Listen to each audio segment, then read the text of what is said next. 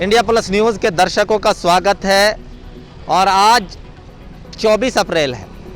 जी हाँ, 24 अप्रैल यानी कि पिछले साल इसी तारीख को, इसी दिन, इसी चौक से हमने दिखाया था कि किस तरीके से लॉकडाउन में प्रशासन के द्वारा अत्यधिक प्रयास किए जा रहे थे, जो लोग अनावश्यक निकल रहे थे उनको रोकने के।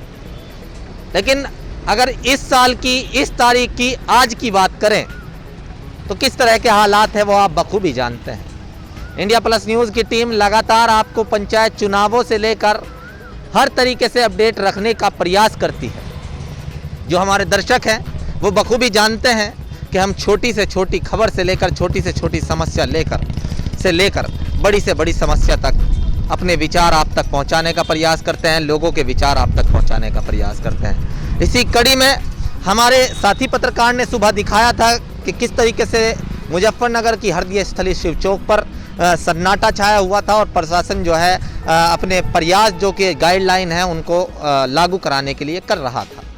हम यहाँ पर मीनाक्षी चौक पर मौजूद हैं और मीनाक्षी चौक, जैसा मैंने बताया, 24 अप्रैल को इसी चौक से मैंने दिखाया था और बताया था कि ये रास्ता मेरठ की ओर जाता है। और अगर इस तरफ की बात करें तो ये महावीर चौक से जोड़ता है और जानसठ की ओर जाता है, मीरापुर बाईपास की ओर जाता है।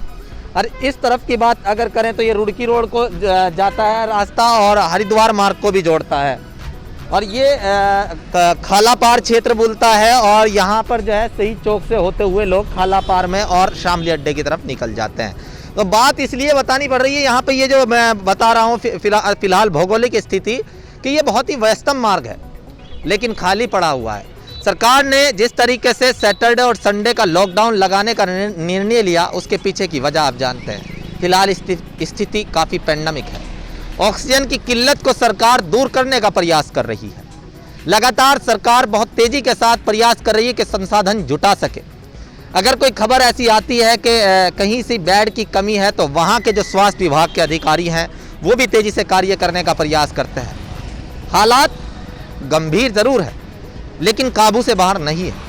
ऐसे में हमारे लिए हमारा दायित्व तो बनता है, जिस तरीके से आज सब्त है, आप देख सकते हैं प्रशासन के लोगों से ज़्यादा अगर बात करें तो आम नागरिकों की, कि जो एसएसपी अभिषेक यादव मुजफ्फरनगर के युवा कमांडर हैं, उन्होंने कल अपील की थी, उसका असर साफ नज़र आ रहा है। लोग खुद ब खुद ही घरों में कैद हैं और वो चाहते हैं कि जो 2 दिन का कर्फ्यू, कोरोना कर्फ्यू लगा है 59 घंटे का, उस पर पूरे तरीके से अमल करें और घरों में रहें। तो ये उसका असर है। तो मैं बात कर रहा था कि अगर हम देखें कि स्थिति इस समय अनियंत्रित नहीं है, स्थिति नियंत्रित की जा सकती है, लेकिन भ्रामक पोस्ट ना डालें। जैसा कि लगातार हमारे पत्रकार साथी प्रयास कर रहे हैं कि आप ये भी बताएं कि सरकार ने कितने रिकवरी दर क्या है, कितने लोग जो हैं ठीक होकर घर लौटे, ये सब भी बताते रहें, एक दूसरे का हौसला बढ़ाते रहें और किसी भी प्रकार की भ्रामक पोस्ट से दूर रहें और साथ ही साथ जो गाइडलाइन आ रही है उसका पालन करें। ये बात अवश्य है कि ऐसे समय में एक दूसरे का सहयोग करना बेहद आवश्यक हो जाता है। इंडिया प्लस न्यूज़ की अपील वही है। और जिस तरीके से लगातार ये दिखाया जा रहा है कि केंद्र सरकार से लेकर राज्य सरकार तक गंभीरता से कार्य कर रहे हैं। मुख्यमंत्री योगी आदित्यनाथ आज भी जो है लोगों को संबोधित करते दिखाई दिए। नरेंद्र मोदी भी लगातार राज्य सरकारों से जो है संवाद स्थापित कर रहे हैं। तो ये कहीं ना कहीं इस तरफ इशारा कर रहा है कि सरकार आपके लिए गंभीर है, आप भी अपने लिए गंभीरता दिखाएं, मास्क लगाएं और जो ये गाइडलाइन है उनका पालन करते रहें। इंडिया प्लस न्यूज़ इसी तरीके से आपको दिखाता रहेगा।